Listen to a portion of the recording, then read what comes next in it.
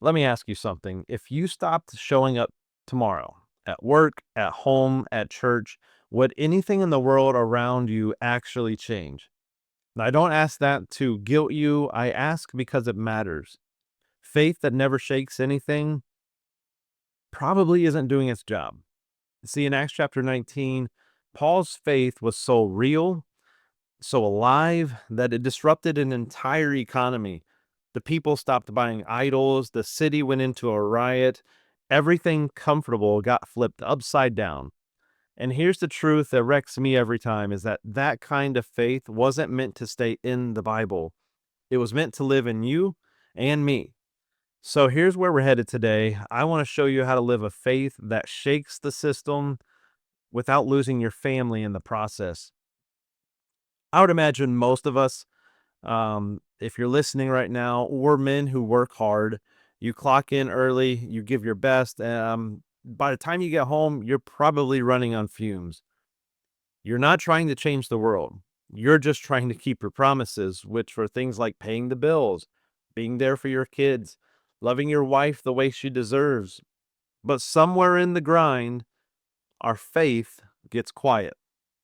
It becomes background noise.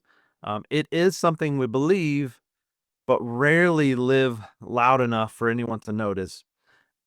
And that kind of faith feels safe, but it's powerless. It doesn't challenge you, it doesn't confront culture, and it doesn't even change your home. So today, let's talk about what happens when you stop playing it safe. In Acts chapter 19, Paul is in the city of Ephesus. It's a booming city, it's full of idols, lots of money, and lots of pride. There's a man named Demetrius. He makes silver statues of a false goddess called Artemis. Now, his business thriving. But then Paul starts preaching one simple truth. And it says this: gods made by human hands aren't gods at all. That one line wrecked their system because people quit buying the idols, their economy started shaking, the city lost its mind. They dragged Paul and his friends into an arena that would seat 20,000 people, and they're all shouting, "Great is Artemis of the Ephesians." And they did that for 2 hours straight, all because one man dared to live his faith out loud. That's what real faith does. It disturbs what's false, it exposes what's hollow, and it makes comfortable people uncomfortable. And Paul, he didn't back down. He stood firm. His faith didn't bend to culture, it rattled it. So if your faith never stirs anything, maybe we've made peace with the system Jesus came to disrupt. So, all right, let's bring this forward to today. We don't have temples like Artemis anymore. There is a Parthenon, I think, in Tennessee that may resemble, although smaller, that, but we still build altars.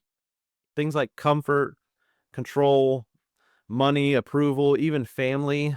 Now, family is a gift, work is a blessing, but when those things start steering our decisions more than God's word does, we've traded our faith for balance. And balance sounds noble, but sometimes it's just a nice name for compromise. So let's get real. When your kids look at your life, do they see a man who believes in Jesus or a man who follows him when it costs something? When your coworkers start tearing down their marriages, do you laugh along with them or do you live differently enough that they have to wonder why? And the world says, keep your faith private. Do you obey that voice?